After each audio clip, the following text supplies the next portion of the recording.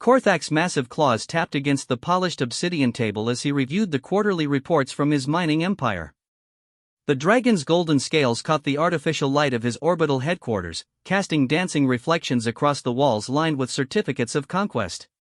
Each document represented another world stripped bare, another species displaced, another fortune added to his already immeasurable wealth. The Draconian Empire had ruled the galaxy for 3,000 years, and Korthak embodied everything that made his species supreme. At 12 feet tall with wings that could blot out suns, he commanded respect through fear and accumulated power through ruthless efficiency. His mining corporation, Flame Industries, had turned entire solar systems into industrial complexes, feeding the endless hunger of draconian civilization. Today's meeting concerned the newest acquisition, Earth's solar system. The humans had finally surrendered after their pathetic resistance crumbled before draconian might.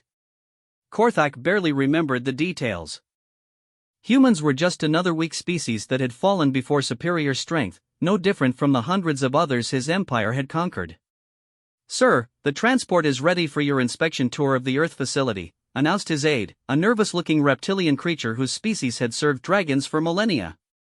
The aide's voice trembled slightly, as it should. Korthak did not tolerate incompetence, and his reputation for dealing with failure was legendary throughout the corporate hierarchy. Korthak rose from his throne-like chair, his presence filling the room with an aura of barely contained power. His personal shuttle awaited, a sleek vessel designed to project dominance wherever it landed. The journey to Earth would take 6 hours, giving him time to review the facility reports and plan the expansion that would strip every useful resource from the human homeworld. The Earth mining facility sprawled across what humans had once called the American Midwest. Massive excavation equipment tore into the planet's crust, extracting rare minerals essential to draconian technology. The operation employed thousands of human workers who had been deemed useful enough to keep alive, though their living conditions were barely adequate by galactic standards. Korthak's shuttle landed at the facility's main platform with enough force to crack the concrete beneath. He emerged slowly, allowing his full size and presence to register with the assembled facility managers who had gathered to greet him. Several of them stepped back involuntarily, their survival instincts recognizing a predator that could end their lives with casual ease. "Status report," Korthak's voice rumbled like distant thunder. His communications implant translated his words into the local language, though his tone needed no translation. Every creature in the galaxy understood the sound of absolute authority backed by lethal capability. The facility manager, a smaller dragon named Vortek, immediately began rattling off production figures and efficiency metrics. Korthak listened with half his attention while his eyes surveyed the operation. The humans worked steadily under the watchful gaze of draconian supervisors, their movements careful and precise. They had learned quickly that mistakes were not tolerated. "What about the service sector?" Korthak interrupted. "I require sustenance before I inspect the extraction sites." Vortek gestured toward a building that had been converted into a dining facility for visiting corporate executives. "We have established a restaurant that meets draconian standards, sir. The human staff has been trained to serve our kind properly." Korthak nodded curtly and strode toward the building, his heavy footsteps echoing across the facility grounds. Behind him, his entourage of assistants and security personnel followed at a respectful distance. The humans they passed quickly moved out of the way, their eyes fixed on the ground.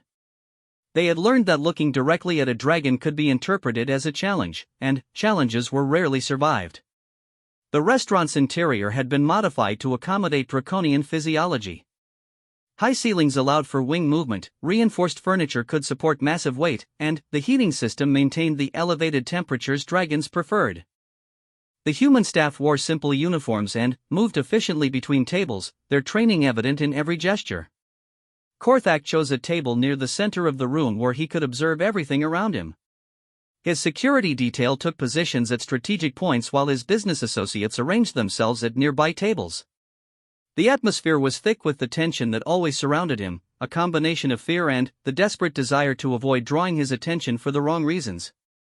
A human waitress approached his table with careful, measured steps. Korthak glanced at her briefly, noting nothing particularly remarkable. She was young by human standards, with dark hair pulled back and eyes that met his gaze for exactly the appropriate duration before looking away. Her name tag read Sarah. "Welcome to our establishment," she said, her voice steady despite the slight tremor he could detect. "May I bring you our menu, or would you prefer to hear today's recommendations?" The words were perfectly scripted, exactly what his species expected from service workers.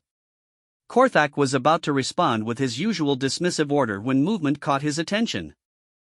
From behind Sarah emerged a small human child, perhaps 8 years old by their species' reckoning. The boy moved strangely, his steps uneven and his left arm hanging limply at his side. "I apologize, sir," Sarah said quickly, moving to intercept the child. "My son wasn't supposed to be in the dining area during service hours." Korthak's eyes narrowed as he studied the small human. The boy's condition was obvious even to his limited knowledge of human physiology. Some kind of neurological damage that affected his motor control and speech. In draconian society, such individuals were eliminated at birth as a matter of practical efficiency. Weakness was not tolerated, and resources were not wasted on those who could not contribute to the Empire's strength. "Mom," the boy said, his words slightly slurred but understandable. "The kitchen needs more plates." "Should I help carry them?" Sarah's face went pale. Korthak realized she was terrified that her offspring's presence would anger him, perhaps resulting in punishment or termination. In the draconian hierarchy, personal problems that interfered with work performance were grounds for immediate dismissal, often accompanied by more permanent consequences. What happened next surprised everyone present, perhaps most of all Korthak himself. Instead of roaring in anger or demanding the child's removal, he found himself studying the interaction with unexpected interest. The boy looked up at his mother with complete trust, despite his obvious physical limitations. Sarah's hand rested gently on her son's shoulder, protective but not possessive. "What is wrong with the youngling?" Korthak asked, his voice lower than usual but still carrying its characteristic rumble. Sarah swallowed hard before answering. "He was born with cerebral palsy, sir. It affects his movement and coordination, but his mind is." She paused, clearly struggling with whether to continue. "His mind is what?" Korthak prompted, genuinely curious now. "Sharp, sir. Very sharp. He sees patterns and connections that others miss. He helps organize the kitchen inventory and has improved our efficiency by 15%. The Dragon CEO leaned forward slightly, his massive head tilting as he examined the small human with new interest. In the draconian corporate structure, efficiency was the highest virtue. Results mattered more than appearance or conventional capability. Yet this damaged youngling had somehow contributed meaningfully to operations. "Show me," Korthak commanded. Sarah hesitated for a moment, then looked down at her son. "Jamie, can you explain to the gentleman how you reorganized the storage system?" The boy's face lit up with enthusiasm despite the intimidating presence looming over him. He began speaking, his words careful but excited, describing how he had noticed patterns in order timing and ingredient usage. His solution had reduced waste and improved preparation speed, exactly the kind of optimization that impressed draconian executives. As Jamie spoke, something unprecedented happened in Korthak's experience. The boy looked directly at him without fear, his eyes bright with intelligence and passion for his subject. In 3 millennia of existence, Korthak had never seen such a combination of vulnerability and strength. The youngling was physically weak by any measure, yet he possessed something that even the mighty dragons often lacked: the courage to pursue excellence despite overwhelming disadvantages. The conversation was interrupted by the arrival of Vortek, who had been searching for his superior. The facility manager's eyes widened in horror when he saw Korthak engaged in conversation with human workers, particularly one accompanied by what he clearly viewed as defective offspring. "Sir, I deeply apologize for this interruption," Vortek said, his voice tight with barely controlled panic. "These humans should not have bothered you. I will have them removed immediately and ensure proper disciplinary action is taken." Korthak raised one massive claw, a gesture that froze everyone in the room. "You will do nothing of the kind," he rumbled, his tone carrying a warning that made Vortek step back involuntarily. The facility manager's confusion was evident, but he knew better than to question a direct order from someone so far above him in the corporate hierarchy. Sarah clutched her son closer, uncertain what was happening but sensing that the situation had taken an unexpected turn. Tell me about your operations here, Korthak said to Vortek, but his eyes remained on the human family. What is your efficiency rating compared to other facilities of similar size? Vortek rattled off statistics that painted a picture of adequate but unremarkable performance. The Earth facility met basic production quotas but showed no innovation or exceptional results. It was exactly the kind of mediocre operation that Korthak typically replaced with automated systems and reduced workforce. And, yet, Korthak mused, this youngling has identified improvements that your management team missed. Explain to me how a damaged human child accomplishes what trained draconian supervisors cannot. The question hung in the air like a challenge. Vortek's face went through several color changes as he struggled to formulate a response that wouldn't sound like an admission of incompetence. Around the room, other diners had fallen silent, sensing the tension of a moment that could reshape careers and lives. Jamie looked up at the massive dragon with the same fearless curiosity he had shown before. Sir, would you like to see the efficiency charts I made? I can show you 3 more improvements we could implement next week. The offer was made with such simple confidence that it struck Korthak like a physical blow. This small, damaged creature was offering to help improve operations for an empire that had conquered his world and enslaved his species. There was no resentment in his voice, no hidden agenda, just genuine enthusiasm for solving problems and making things work better. For the first time in centuries, Korthak found himself truly surprised. In all his experience with conquered species, he had never encountered anything like this combination of weakness and strength, vulnerability and capability. The boy represented everything dragons despised in terms of physical prowess, yet embodied everything they valued in terms of mental acuity and drive for improvement. Yes, Korthak said finally. Show me your charts. What followed was 15 minutes that would later be analyzed and debated throughout the corporate hierarchy. A dragon CEO worth more than entire star systems sat in a converted human restaurant while an 8-year-old boy with cerebral palsy explained optimization strategies using hand-drawn diagrams on recycled paper. Jamie's presentation was remarkable not just for its content but for its clarity.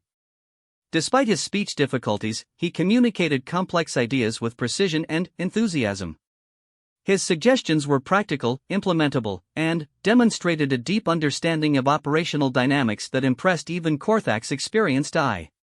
More importantly, the boy's attitude revealed something about human nature that challenged every assumption Korthak had made about conquered species.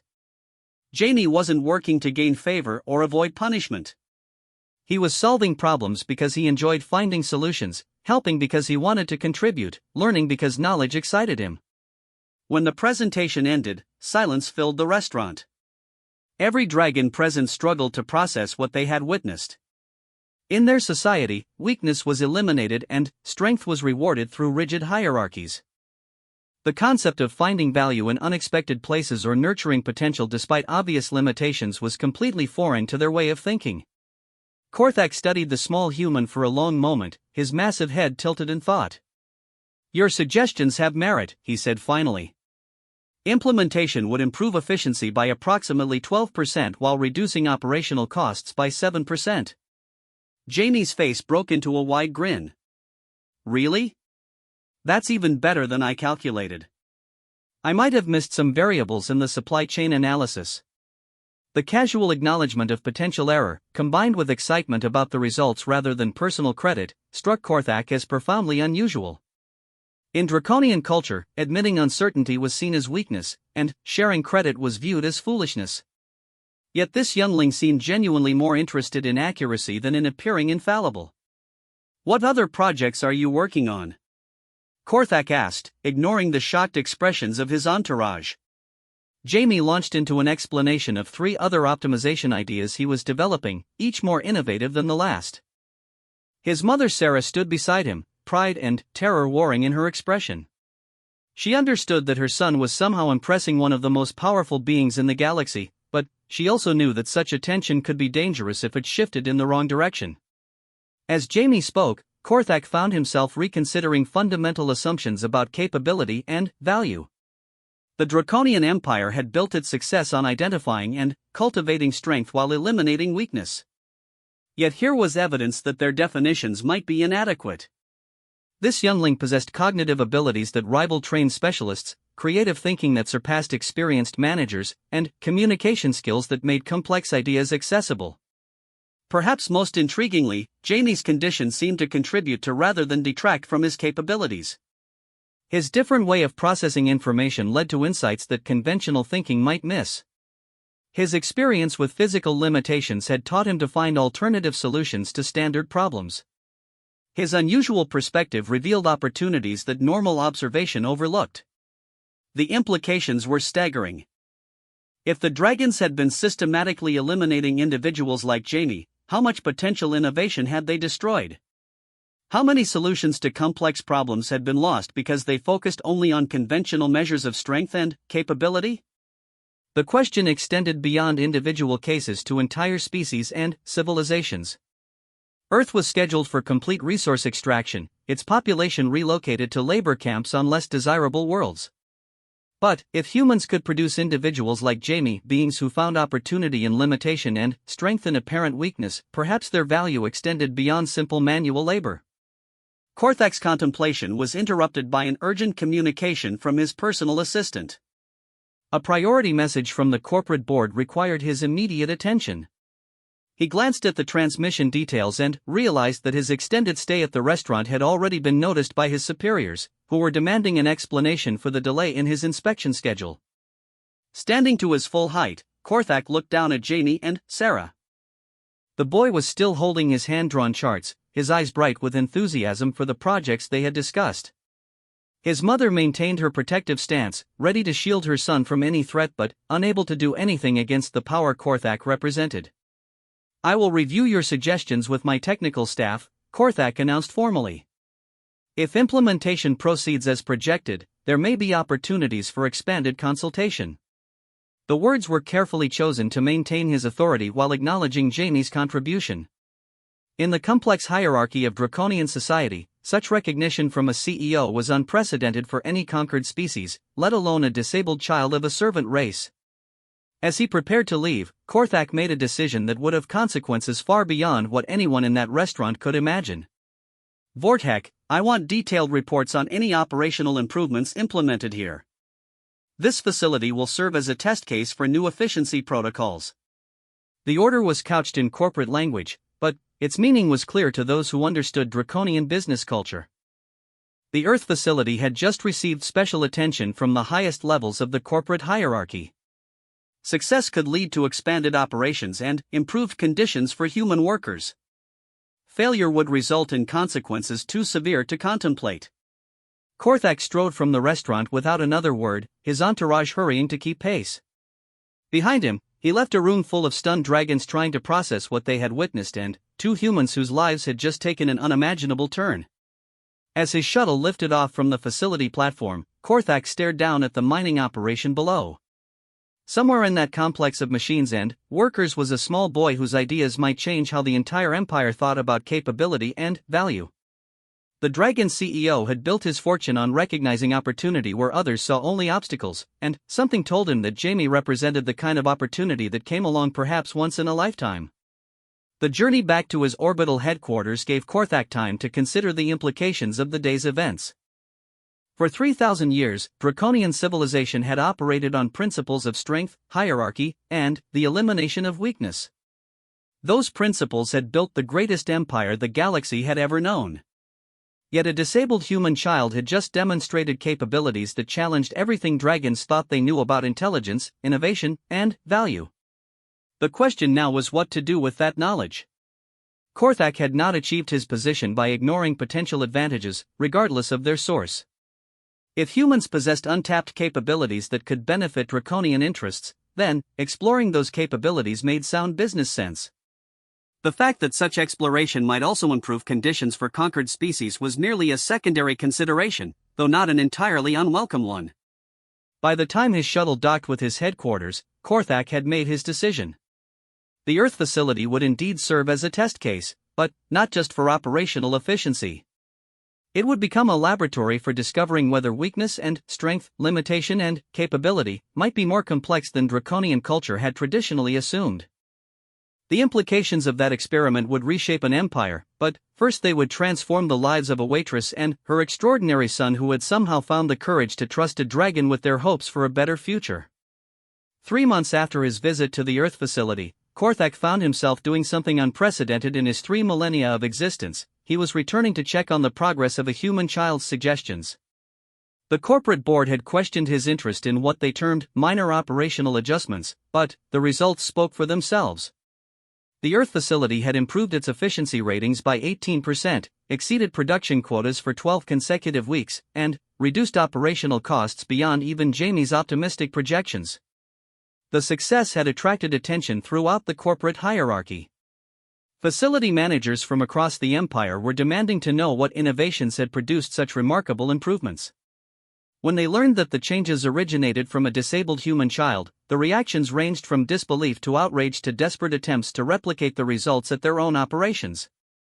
Korthak's second arrival at the Earth facility was notably different from his first. Word of his interest in human insights had spread throughout the draconian corporate structure, and Vorthak had transformed the restaurant into a showcase of human potential.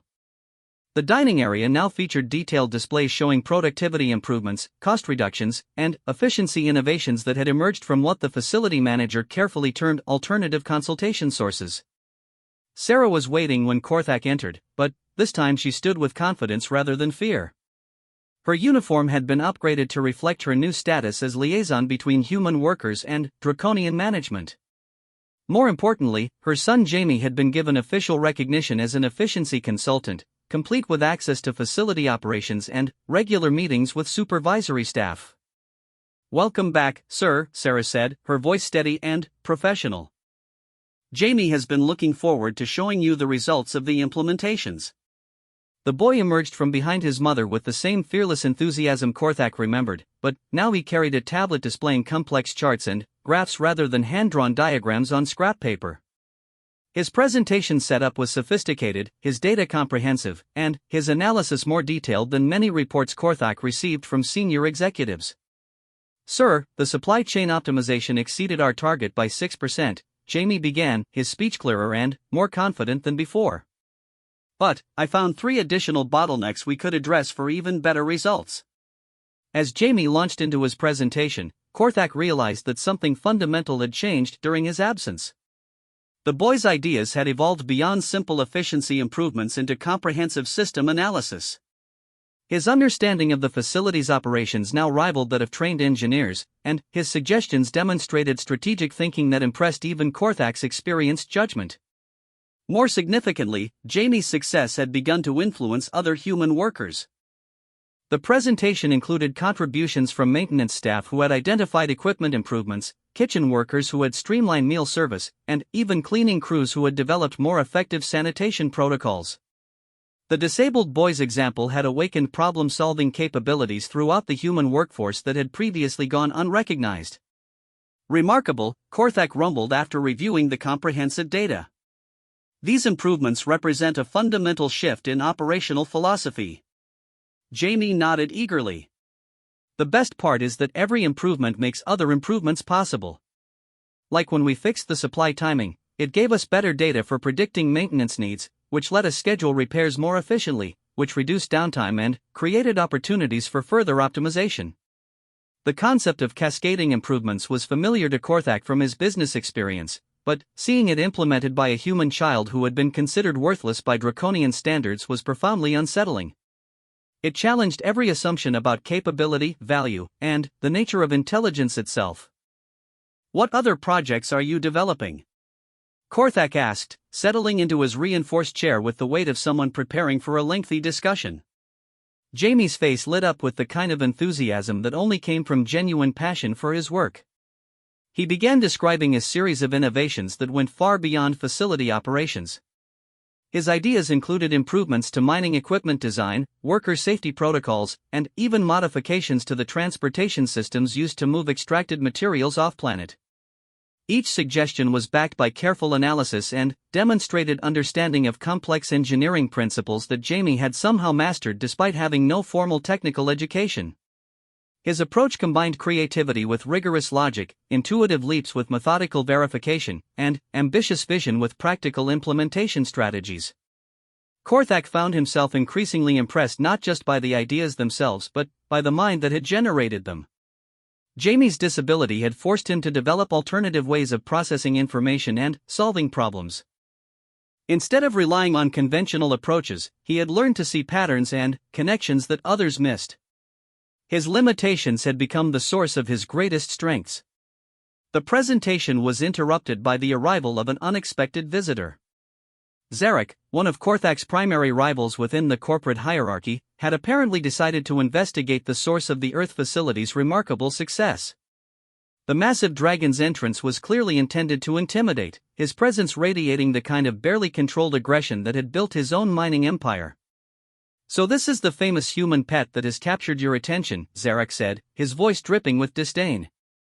"I confess myself curious to see what all the excitement is about."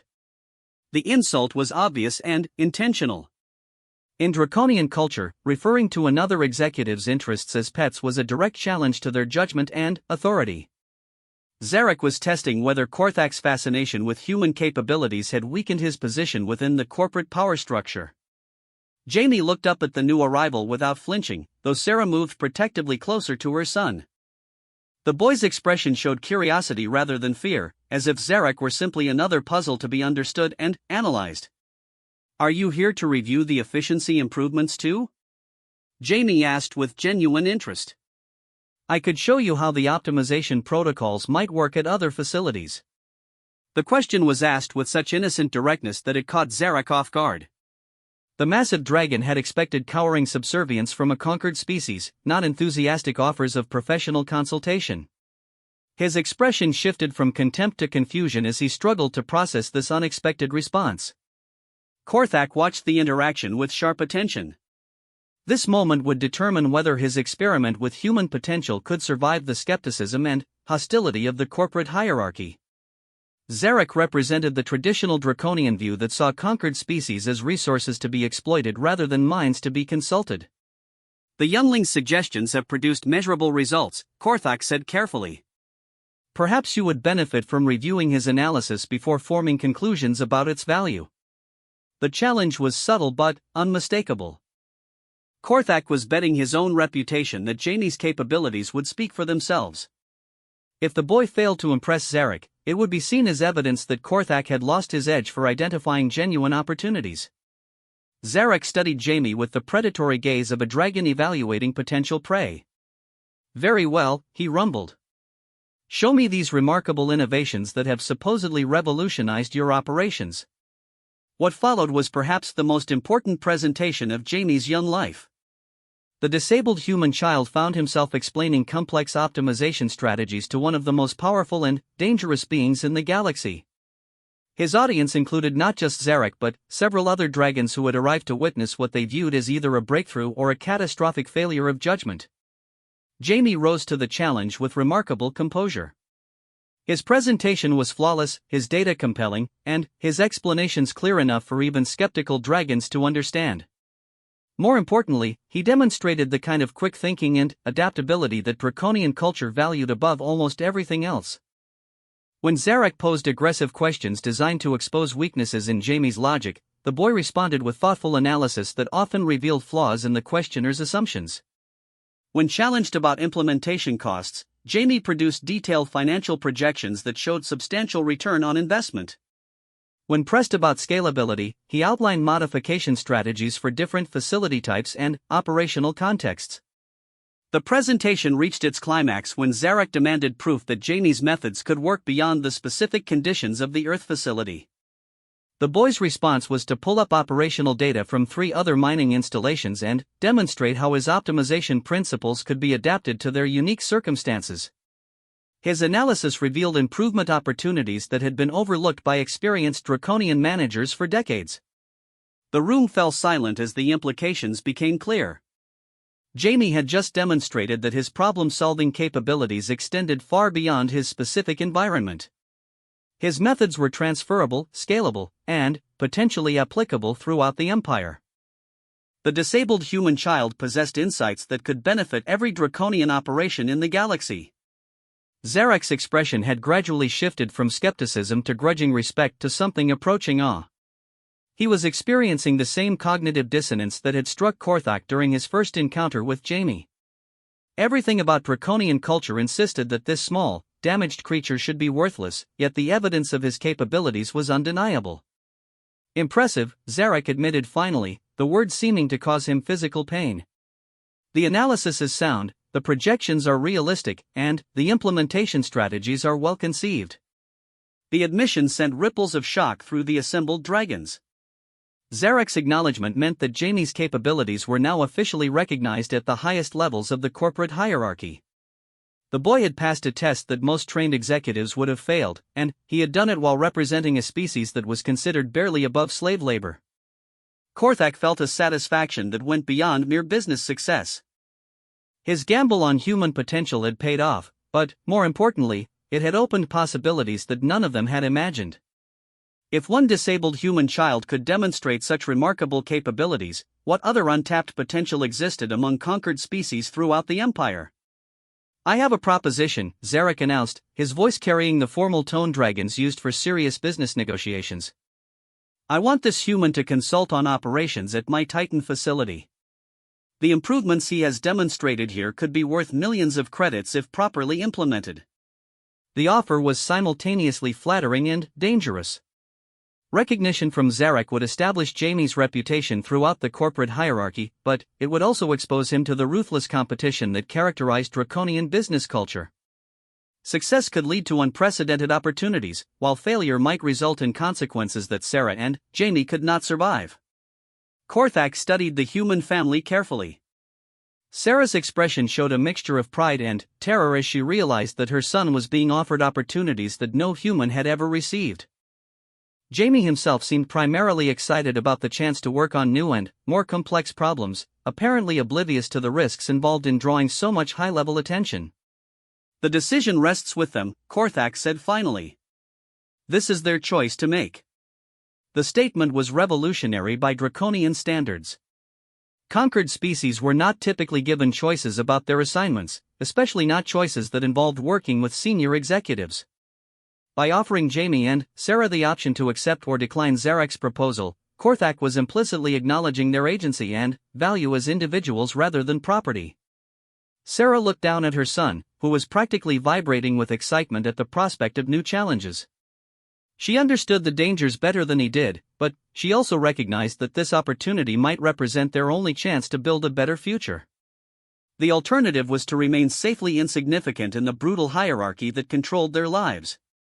"We accept," she said quietly, her voice steady despite the magnitude of the decision. Jamie's whoop of excitement echoed through the restaurant, drawing smiles from unexpected sources. Even some of the dragons seemed amused by his obvious enthusiasm for what they viewed as a tremendously challenging assignment. The boy's joy was infectious, creating a moment of shared optimism that transcended the usual barriers between species. As the meeting concluded and plans were made for Jamie's first consultation at the Titan facility, Korthak reflected on how much had changed since his first visit to Earth. A simple inspection tour had evolved into something approaching a revolution in how draconian society viewed capability and value. The implications extended far beyond corporate efficiency into questions about the fundamental nature of intelligence, strength, and worth. The transformation was not limited to the dragons present. Sarah had evolved from a terrified waitress into a confident liaison between species. Jamie had grown from an isolated disabled child into a recognized consultant whose insights were valued by the most powerful beings in the galaxy. Even the other human workers had begun to see themselves as potential contributors rather than mere servants.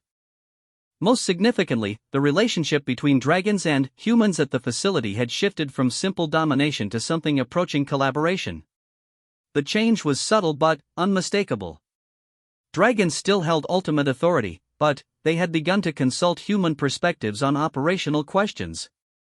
The rigid hierarchy remained in place, but it had developed flexibility that allowed for input from unexpected sources. The experiment was far from over. Jamie's success at the Titan facility would determine whether his capabilities were unique or representative of broader human potential. The corporate board's reaction to these developments would shape how quickly and extensively such changes could spread throughout the empire. Most importantly, the response from other conquered species would reveal whether this new approach could transform draconian civilization itself. As Korthak prepared to depart for his next corporate obligation, he paused to observe Jamie and Sarah saying goodbye to the restaurant staff who had become their extended family. The scene embodied everything that made this situation so remarkable: a disabled child and his mother finding support and acceptance in the most unlikely circumstances, surrounded by beings who had learned to see past surface differences to recognize underlying value. The sight strengthened Korthak's conviction that his experiment in human potential was worth whatever risks it might entail. If a small restaurant in a conquered facility could become a place where species barriers dissolved and capabilities were recognized regardless of their source, then, perhaps the entire empire could learn to find strength in unexpected places. The journey ahead would test everyone involved, but, for the first time in his long existence, Korthak found himself optimistic about possibilities that extended beyond mere profit and power. He was witnessing the emergence of something that transcended traditional draconian values, a recognition that true strength might come from embracing rather than eliminating difference, from nurturing rather than destroying potential, and from building rather than simply conquering. The dragon tycoon who had built his fortune on recognizing opportunity was about to discover that his greatest opportunity might come from learning to see strength in the most unlikely places. 2 years had passed since Jamie's first consultation with Zarek, and the ripple effects of his success had transformed far more than anyone could have anticipated. The Titan facility had become the most efficient mining operation in the Empire, exceeding all previous performance records. More importantly, Jamie's methods had been adapted and implemented across 17 different installations, each one achieving similar improvements in productivity and worker satisfaction. The corporate board had finally taken official notice. What had begun as Korthak's personal experiment had evolved into a new operational philosophy that was spreading throughout the Draconian Empire. The phrase alternative consultation had entered the corporate vocabulary, referring to the practice of seeking insights from conquered species who demonstrated exceptional problem-solving abilities. Korthak's personal headquarters now included a dedicated wing for what he privately called his Special Projects Division. The staff included not just Jamie and Sarah, but a growing collection of individuals from various conquered species who had demonstrated remarkable capabilities despite being written off by traditional draconian assessment methods. A Zephyrian engineer whose crystalline physiology allowed him to detect structural weaknesses invisible to others. A molten world inhabitant whose heat tolerance enabled him to work in environments that would kill most dragons. A collective intelligence from the hive worlds whose distributed thinking could process data patterns that stumped individual minds.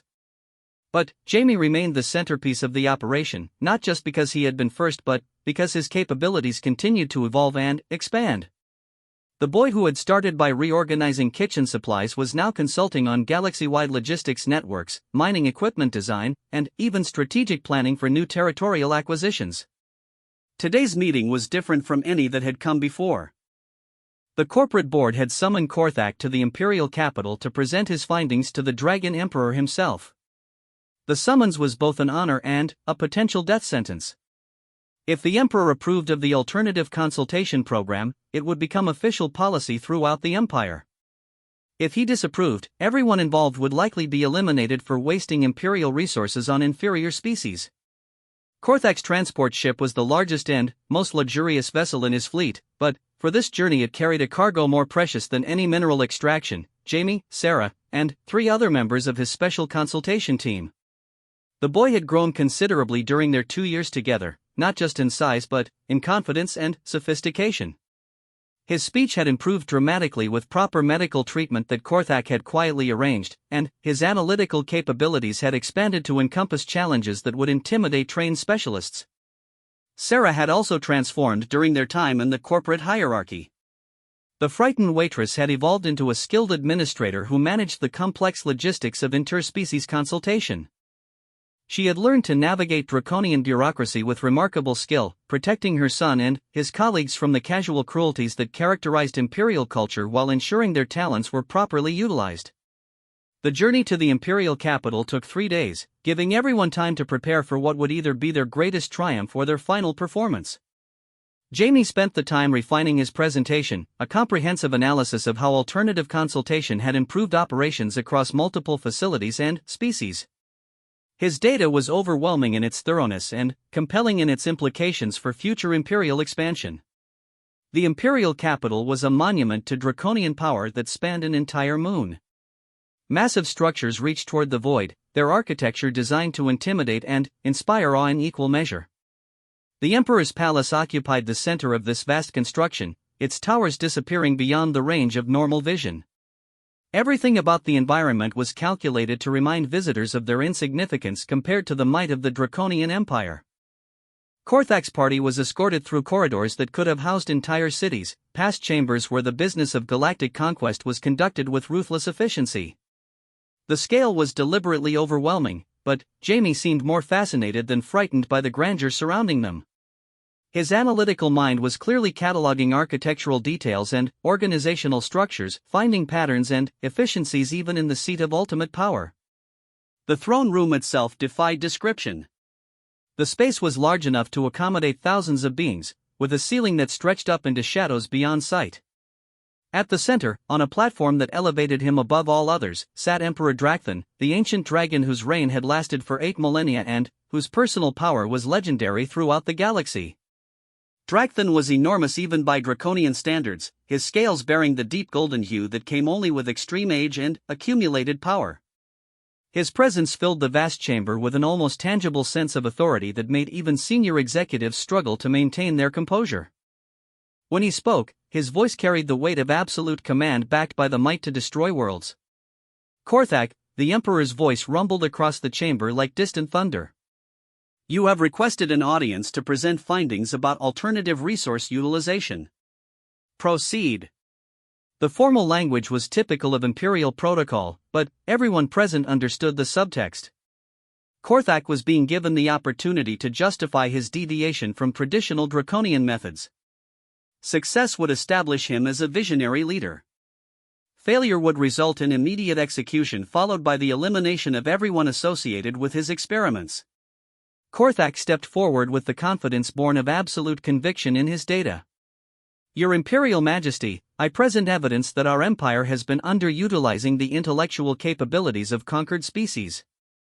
Alternative consultation methods have produced efficiency improvements that exceed traditional approaches by significant margins. The Emperor's massive head tilted slightly, a gesture that indicated skeptical attention. Around the throne room, hundreds of draconian nobles and executives watched with the kind of predatory focus that anticipated either spectacular success or catastrophic failure. The political implications of this moment extended far beyond operational efficiency into questions about the fundamental nature of the empire itself. Show me, Drakthon commanded. What followed was the most important presentation in galactic history, though few of those present realized it at the time. Jamie stepped forward into a space designed to make individuals feel insignificant, faced an audience that included the most powerful beings in the known universe, and began to explain how cooperation between species could revolutionize imperial operations. His presentation was masterful.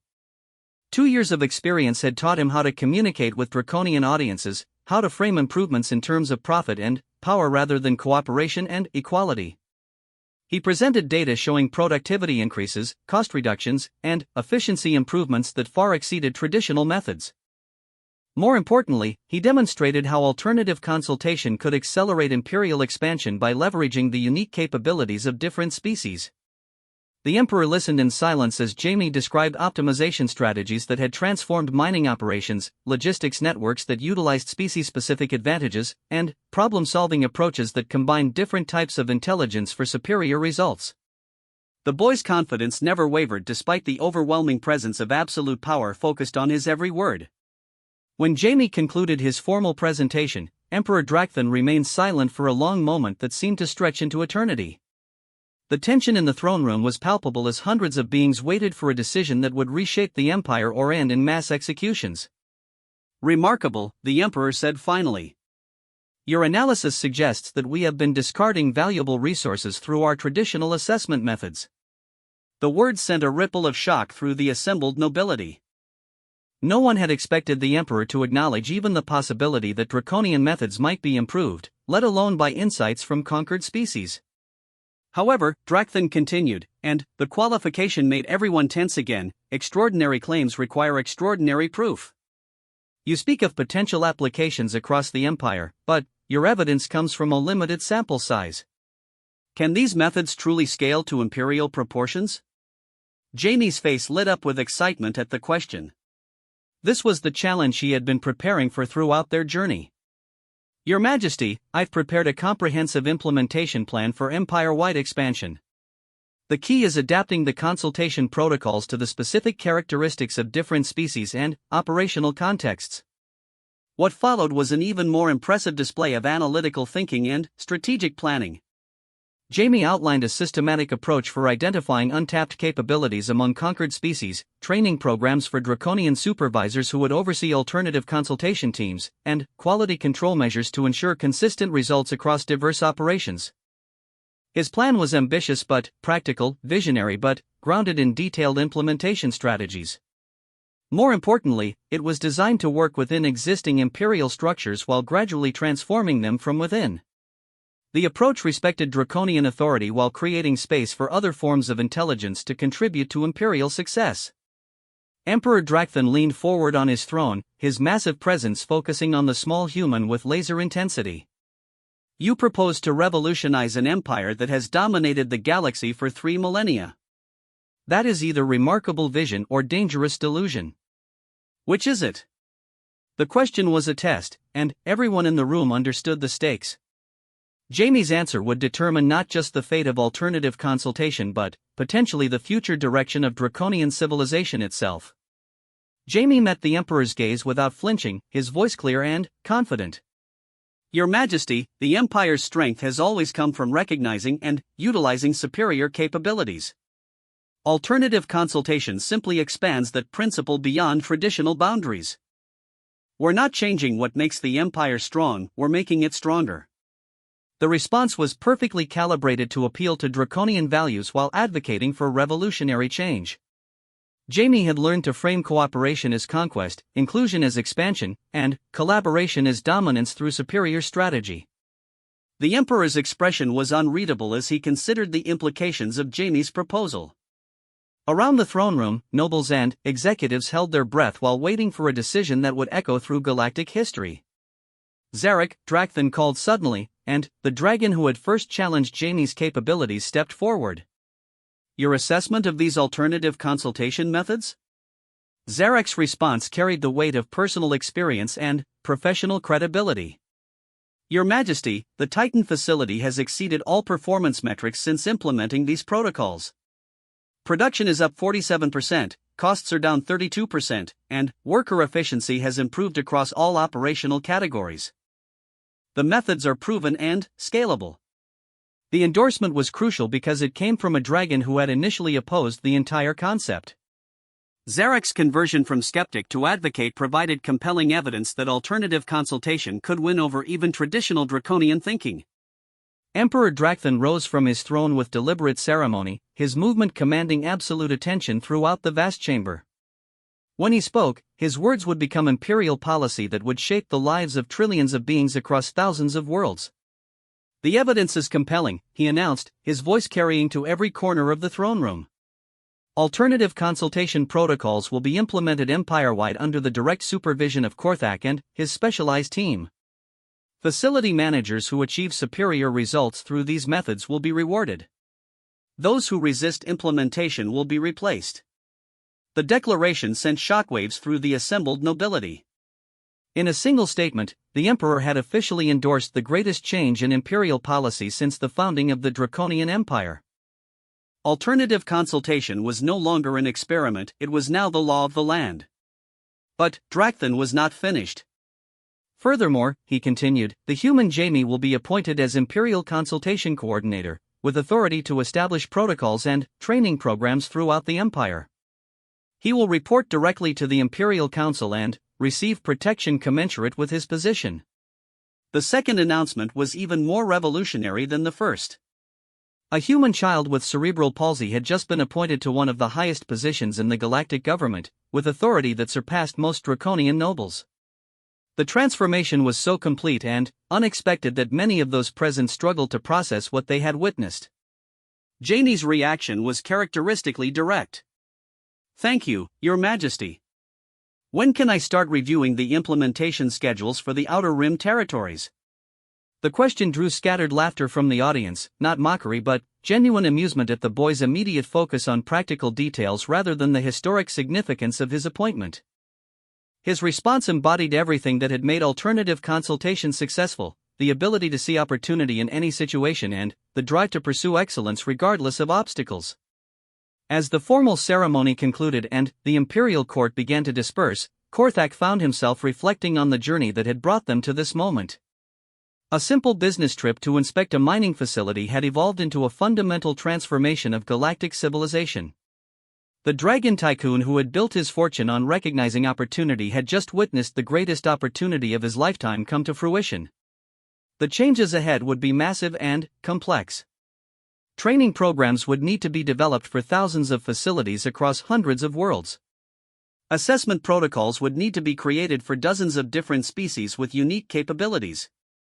Resistance from traditional draconian hierarchies would need to be overcome through patient education and demonstrated results.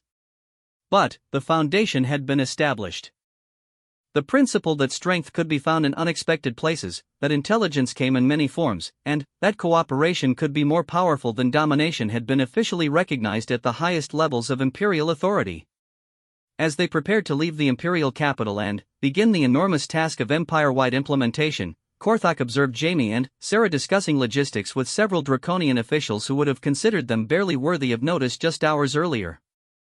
The sight symbolized everything that alternative consultation represented: the dissolution of artificial barriers between species, the recognition of intelligence wherever it might be found, and the transformation of conquest into collaboration.